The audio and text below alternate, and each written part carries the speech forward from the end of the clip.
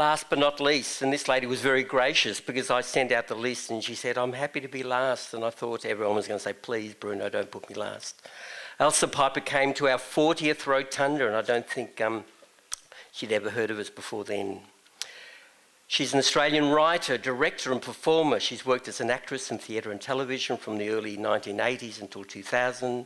She made her first appearance on TV in 1984 in the show called, anyone know? Neighbours. Man of Letters, wrong. As a writer, she has written for the ABC Children's Radio, for the theatre, and she's done some journalism. In 2000, she was co-winner of the Patrick White Playwrights Award for her drama Small Mercies. She's directed for Red Stitch, the Melbourne Theatre Company, the VCA, the WAAPA. Do you call that something? Do you call it the WAPA? Yeah. And the Shy Tiger Productions. I hadn't heard of her until Hanny graciously brought her along and she said, you'll love this woman, and I'm not averse to falling in love, but her latest book, of course, is called Sinning Across Spain, and it tells the journey of her pilgrimage from the south of Spain up to the top. It's not the kind of walk that people do across the top normally. She was here for our 40th Rotunda, as I've already said. She made a huge impact on her first visit, and I can tell that she's a woman of immense quality and love because she writes the most exquisite and heartwarming emails. Could you please welcome to the stage Ailsa Piper? Can I just say how incredibly fortunate I feel to be here because, as Bruno said, Hanny took me as a newbie, and everyone else has a history with Rotunda and I don't. But I imagine that if you're taught by Bruno and you are taught by Susanna and these people, you have a gift that nothing could buy. And I'm grateful to Raymond Gator for naming Peter Steele tonight, who was one of my great teachers. And I think when you find them, they teach you every day of your life. So Bruno, I can't imagine being in the room with you, but I think it must be pretty fab. So thank you.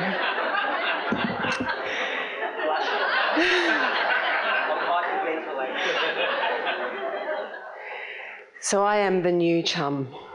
And if you would imagine sitting in the room with me at my desk, that's where I'd like to take you. Writing's being cruel today. Writing is lurking in the corner, its eyes green, laughing at me and hissing, "You can't write. You're stupid." And it's no good telling myself to go out and have a walk and come back again. If I do that, I already know what writing will do. It will skip ahead of me, keeping a punishing silence, and throw pebbles back at me so that I must duck and weave, feeling ungainly and victimised. Bullied. No walking. At least here at the desk I can watch what writing is doing. Today we are two miserable, mismatched creatures caged together, like bears being drained of bile, living in a codependency that is at least familiar, even when not productive or kind. We are twin toxic junkies today, me and writing, each in need of a fix of the other, but neither prepared to give an inch. We eye each other across the silent room. Writing snaps, growls low in its throat and threatens to lunge. It wants to draw a little blood. We're not always like this. Yesterday, writing was all tenderness and tissues. Social media invited me down a knobbly garden path on the promise of kind words about my book, but I didn't heed the words of the wise Luddites. Don't go there. And so I met an amateur critic, one with an agenda. She writes just what you'd expect from a neighbour's actor. The spray can spewed onto the toilet wall of the internet. I gasped, and I read on, compelled to read all the personal cuts that chopped me up as though I was a beast in one of those televised abattoirs. Then it was writing that picked me up off the floor and put me back together as I attempted to make sense of the words. I don't expect everyone to like everything I write, I whined. But can't they at least be civil? Maybe I shouldn't mention my past. Maybe I should cover my tracks. Writing cooed then, reminding me there's a reason I own up to the fullness of myself, to neighbours, and pâté wrapping, and loss, and stupidity. Reminding me that if I hide anything of myself, I deny the glorious, messy muddle that is life, and I deny access to writing. Keep on doing it. Make yourself a big target, writing said. You're not special. You're not different. You're messy, like everyone. And besides, this messy self with bits of tissue sticking to her chest is all you've got. Now stop snivelling and get on with it. And so I brushed off the tattered flecks of Kleenex from my black jumper, and my hands went back to the computer's keys, and writing curled up on the red chair in the corner, and we spent yesterday afternoon in companionable silence. And as a reward, late in the day, we walked together. If writing will walk beside me, the world falls into place. When we're in sync, the sky lifts high, the breeze of good karma wafts about, and the engine room that is my heart pumps evenly. Writing is walking, and walking is writing on those days. Rhythm, rhyme, stepping in time, words tumbling about me like leaves in autumn, stories dancing ahead like off-leash pups. Then, writing calls me out to the horizon of myself, calls me to listen to the syntax of the streets, calls me to continue the camino of words, calls me finally back to the desk where my seated self still holds the beat, beat, beat of my composing feet. And if I'm lucky, writing will dissolve into me, merge, and we will be those lovers you read about in the books I can't write, those lovers who complete each other. Of course, I don't want to write those books, and I don't want to be completed by writing. I want to be complete in order to meet it. I want to stand up and look writing in the eye and invite it to share my days in the clean, clear light of mutual knowledge. I want to be able to say to writing, and to the world through my writing, that the totality of me is like the totality of all of us, complicated, tender, unknowable, unconfined, tough, small, true, and steadfast. I want to tell writing that I'm listening to it and to the world, and to my full self. Mostly, I want to reassure writing that I won't pick it up and put it down again as I have in the past, because I have been careless with writing. I have been unfaithful and taken it for granted. I have left it for long periods. No wonder it needs to spit at me sometimes, to draw blood, to pierce my surfaces.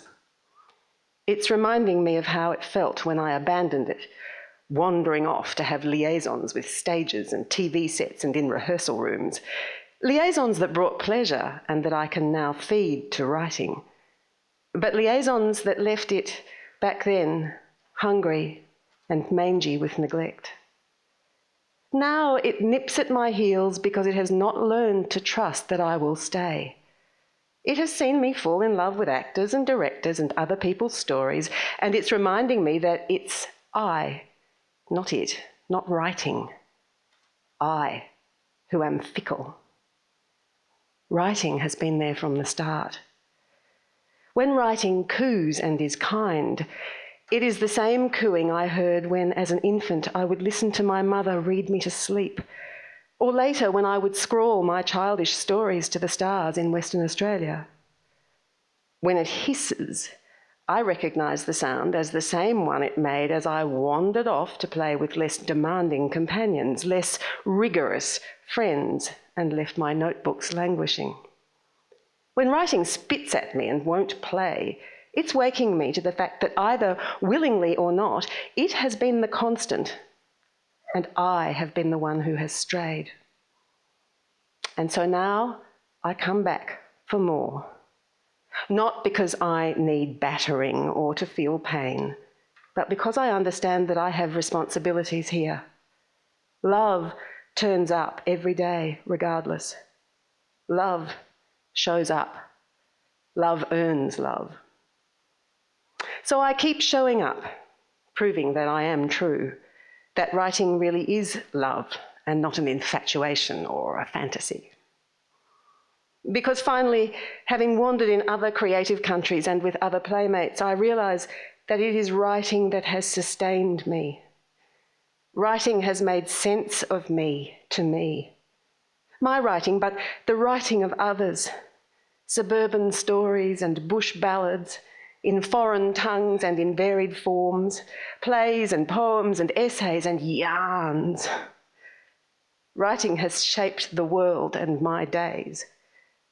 In the sharp light shed by writing, I can see more than my shadow self. Sometimes I can glimpse my best self.